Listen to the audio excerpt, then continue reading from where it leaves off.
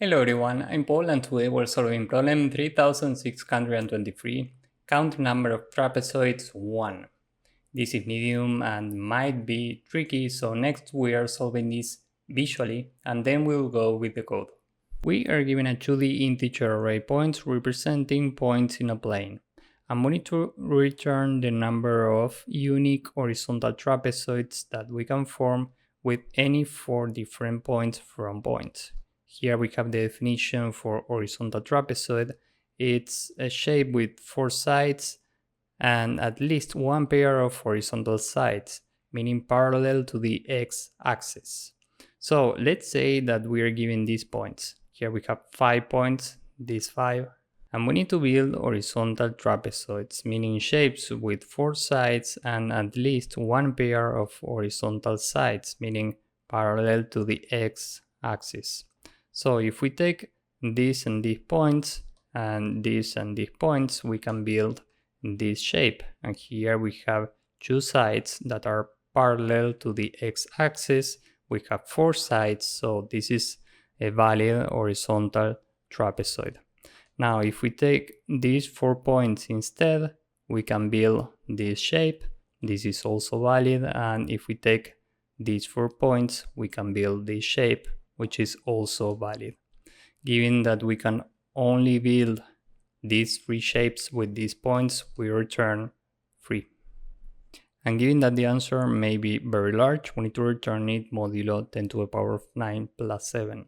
Now we need to find unique horizontal trapezoids, and given that all points are pairwise distinct, this means that no 2 points are equal. And this is nice because this means that we don't care about this word. If we find horizontal trapezoids, we know that they will be unique because all points are different. Okay.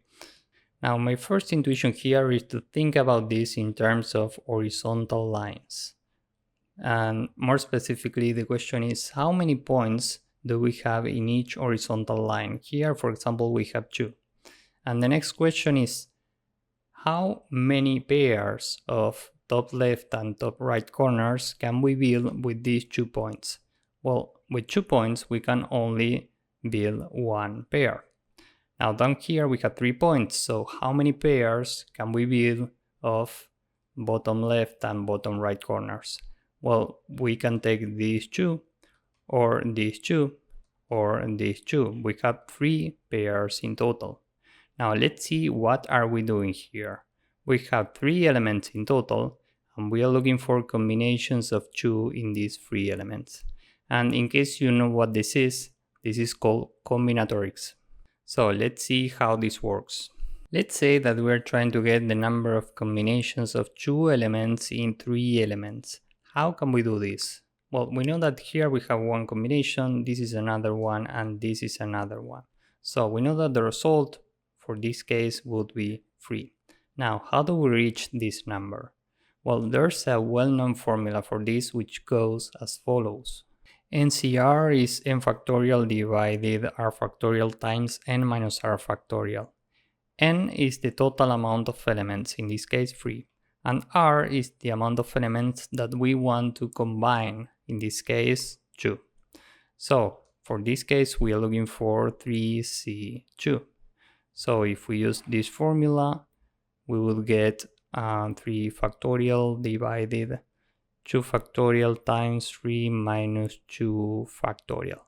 And the result for this is 6 divided by 2, meaning 3. This 3. So this is very important. And in Python, we have a method to get this, which is comp. Here the first value is n and the second value is r. So we are using this in the code. Now if we go to this line, we have 2 points. And with 2 points, we have only 1 pair, meaning 2c2 is 1.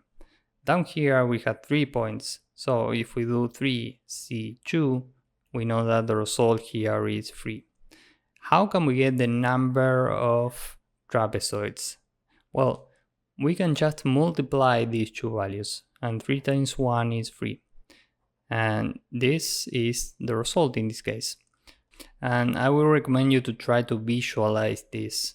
here we have three possible pairs, meaning we can take this pair, or this pair, okay? It's very important that you can visualize these numbers.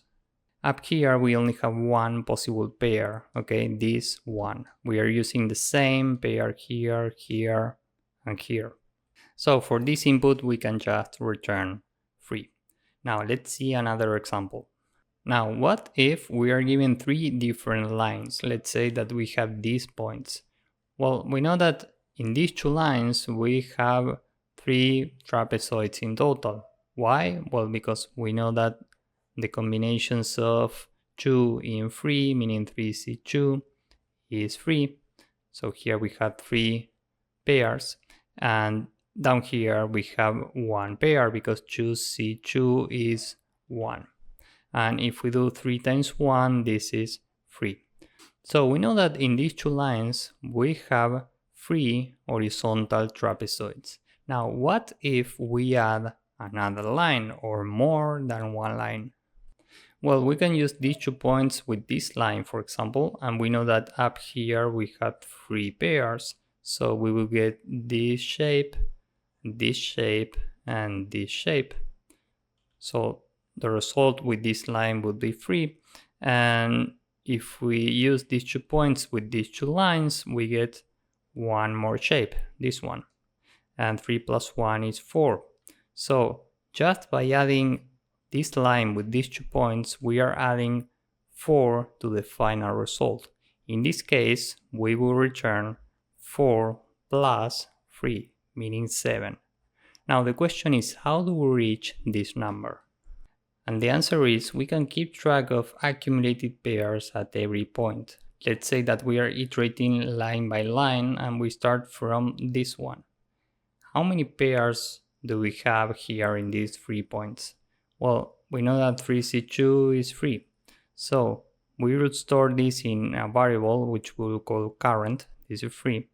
And previous is initially 0 because we don't have previous information. This is the first line that we are iterating. The result is initially 0, and every time we add here previous times current. And 0 times 3 is 0. 0 plus 0 is 0, so we keep 0 here. And before moving to the next line, we want to update previous with the previous current. So we do 0 plus 3, and the new value here is 3. So now we can move to this new line. And the new current, meaning the number of pairs in this line, is 2C2, meaning 1.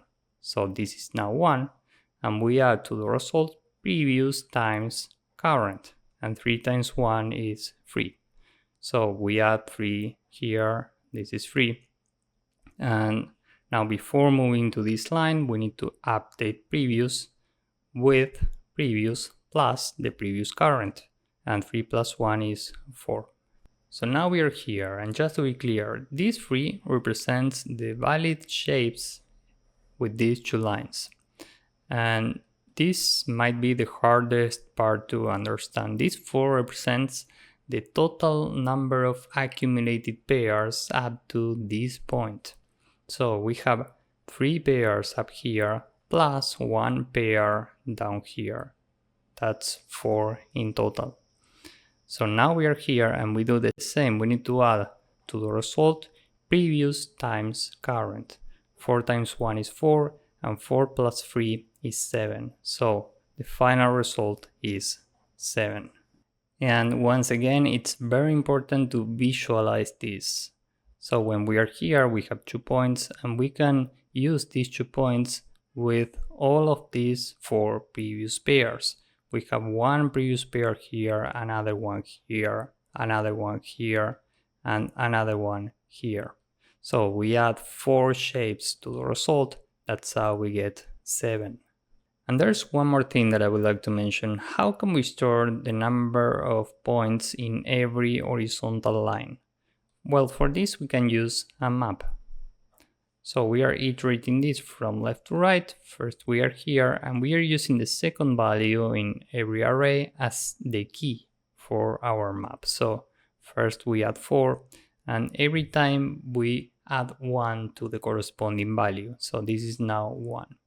Next we are here, so we go to our map at 4, meaning here, and add 1. This is 2. Next here we add another 1. This is 3.